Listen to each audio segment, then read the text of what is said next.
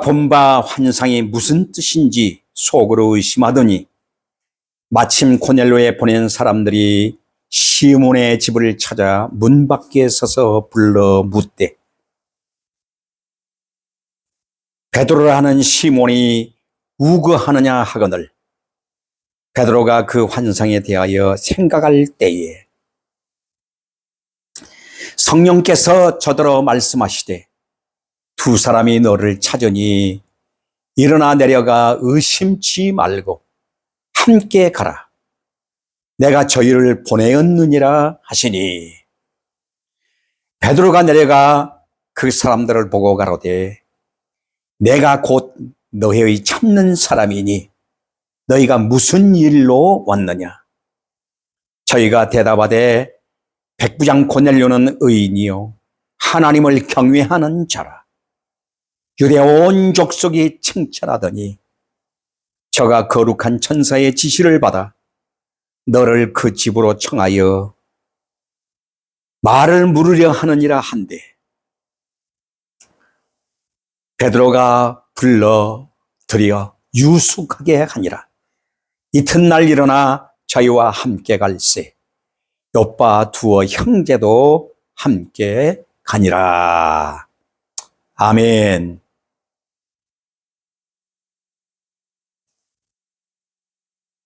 저는 오늘 여러분과 함께 이방인에게 보낸 베드로라 하는 제목 두 번째로 이어서 말씀을 드리겠습니다. 베드로를 이방인에게 보내면서 먼저 하나님께서는 계시를 통해서 지시하심을 우리는 지난주의 말씀을 통해서 은혜를 받으며 들었습니다.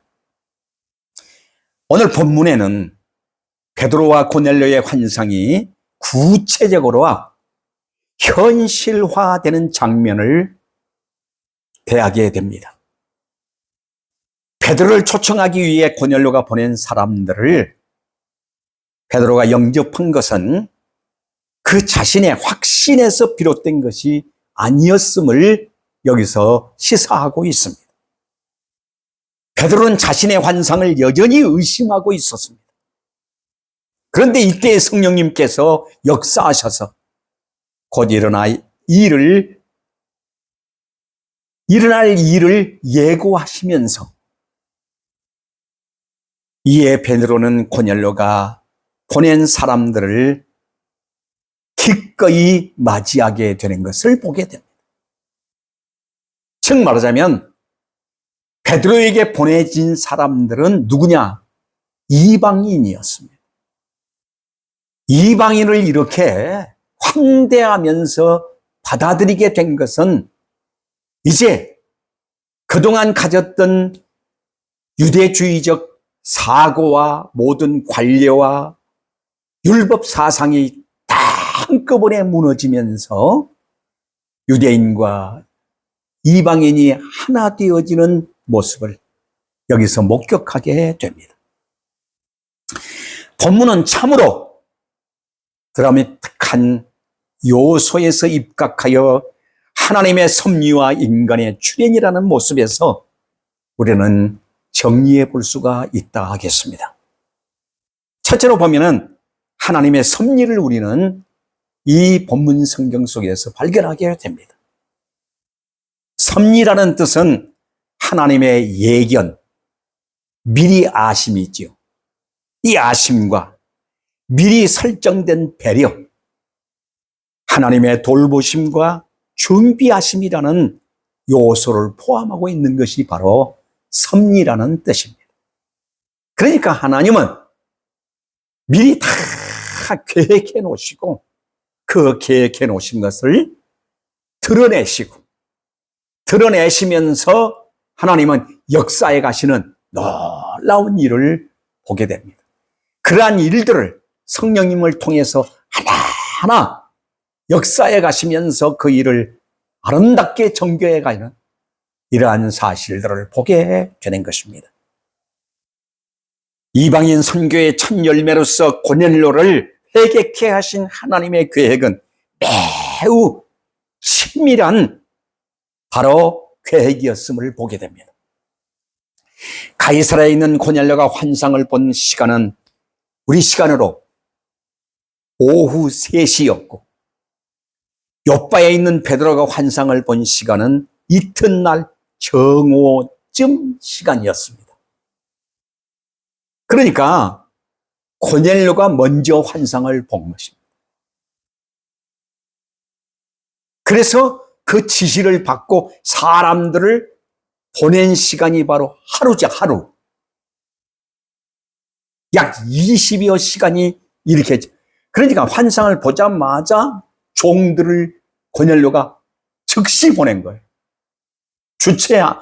지체하지 않고.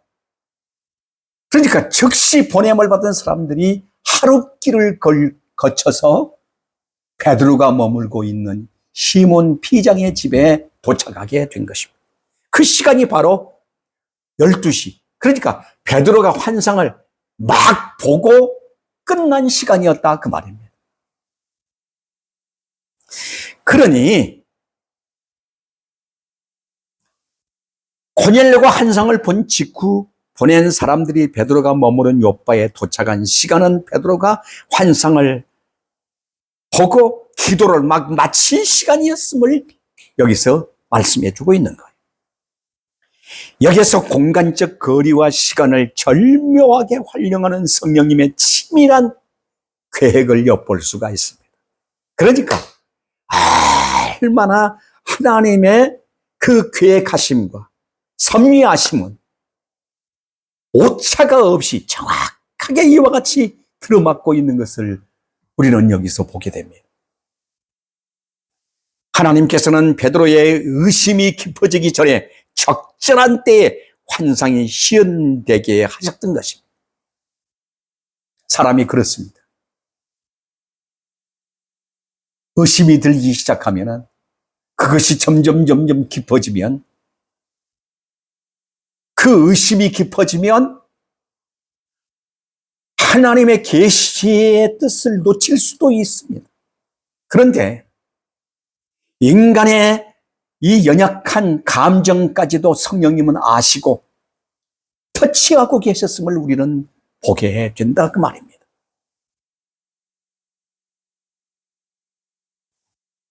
그뿐만 아니라 성령님께서는 직접 베드로로 하여금 이방인들을 홀대지 않고 영접하도록 적절하게 간섭했음을 여기서 시사하고 있습니다. 이런 정황들을 종합해 볼 때에 우리는 하나님의 섭리하심이 완전히 드라마처럼 사전에 매우 치밀했던 모습을 보게 됩니다.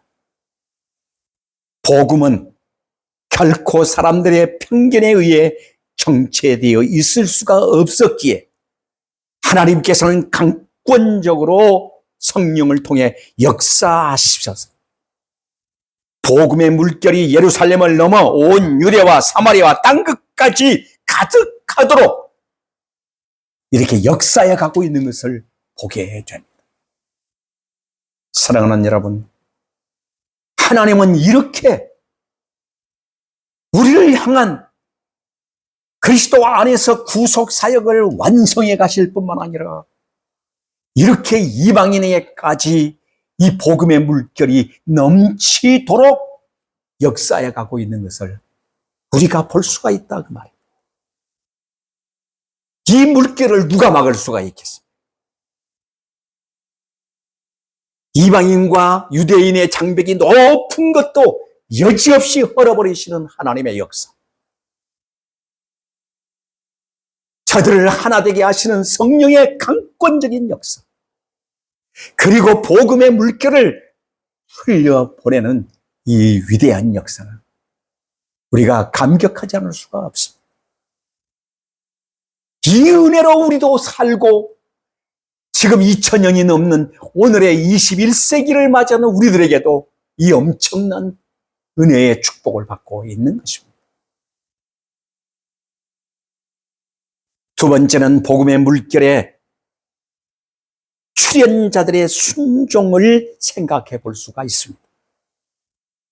순종이란 하나님이 기뻐하시는 신앙은 겉모습인 종교 행위가 아니라 마음에서 나오는 순종임을 우리는 알아야 할 것입니다.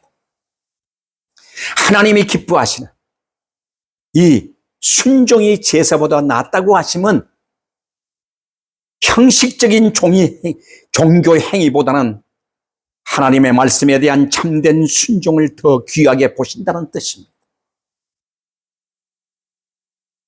예를 들면 가인과 아벨의 제사를 우리가 볼 수가 있습니다. 아벨은 믿음과 순종으로 제물을 드렸습니다. 그러나 가인은 자기 방식대로 제물을 드렸습니다. 이는 제사의 형식보다는 하나님을 향한 믿음과 순종의 마음이 얼마나 중요한지를 보여주고 있다 그 말입니다.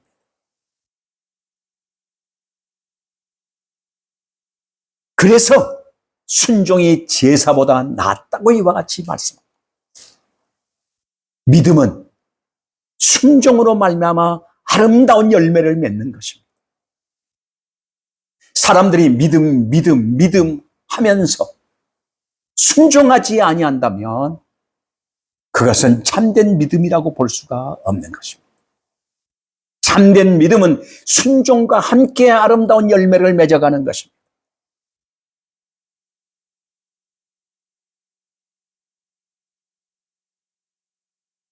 사랑하는 여러분, 오늘 본문 속에서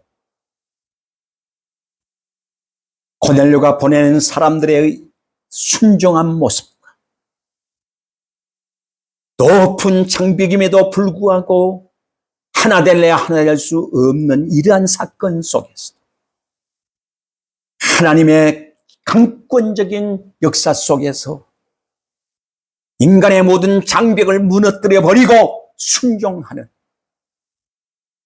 그 믿음의 이 모습들을 우리는 대하게 됩니다. 베드로와 고넬료를 보십시오. 하나님 나라의 복음을 완성하기 위해서는 각본에 출연한 연기자들이 각본에 의한 충실한 연기가 필수였다고 하는 것을 보여주고 있습니다. 이들은 섭리의 각본대로 가장 이상적인 연기를 하고 있다고 볼 수가 있습니다. 왜입니까? 이런 점과 하나님의 섭리하심에 따라 전적 순종의 태도를 가졌기 때문에 베드로를 생각해 봅시다. 그는 분명 환상을 제대로 이해하지 못한 상태에서 낯선 이방인들의 방문을 받게 되었습니다. 이때 유대인들의 습관대로 하지 아니하고 성령님의 지시와 그분의 음성에 전적으로 순종했다는 것을 우리는 여기서 발견하게 됩니다. 이 사람들이 바로 그리스도인인 것입니다. 그리스도인은 언제나 성령님의 지시와 그분의 음성에 귀 기울이며 순종의 삶을 살아야 하는 것입니다. 고넬료에 보낸 사람들의 모습 속에서 주인의 말을 주님의 명령의 말씀처럼 믿고 그대로 순종하는 모습을 우리가 대하게 됩니다. 여기에 얼마나 멋있는 말씀들이 기록되고 있습니까? 22절 보십시오. 보냄을 받은 저희가 대답하되 백부장 고넬료는 의인이요 하나님을 경외하는 자라. 유대 온 족속이 칭찬하더니 저가 거룩한 천사의 지시를 받아 너를 그 집으로 청하여 말을 들으려 하느니라 한데 하고 말하는 것을 보면 그대로 순종하며 왜 하나님이 고넬료를 베드로에게 보냈는가? 주인을 존경하는 마음과 주인을 주님 대하듯 하고 있는 저들의 믿음을 보게 해주는 것입니다.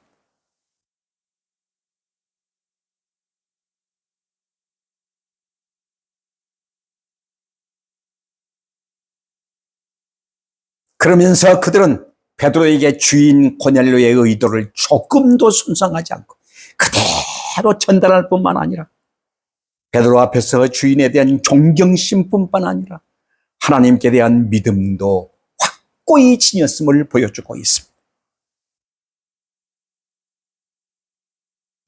이와 같은 모습들을 통해서 우리는 하나님의 구속 계획이 인간들의 전적 순종 속에서 아름답게 진행되고 있다는 것을 볼 때 얼마나 놀라운 축복입니까? 오늘도 하나님은 역시 마찬가지입니다. 성령님께 기기울이며 성령님의 지시를 받아 순종의 삶을 사는 사람들에 의해 오늘도 복음은 계속적으로 전파되고 있다는 것을 우리 모두 알아야 할 것입니다. 사랑하는 여러분, 하나님의 섭리 속에 있는 내가 얼마나 영광스러운 축복자인지를 인식하는 은혜가 우리에게 있어야 할 것입니다. 그리고 내 믿음이 순종으로 드러나고 있다는 것은 참으로 감격스러운 일이라는 것을 우리 모두 인식해야 합니다.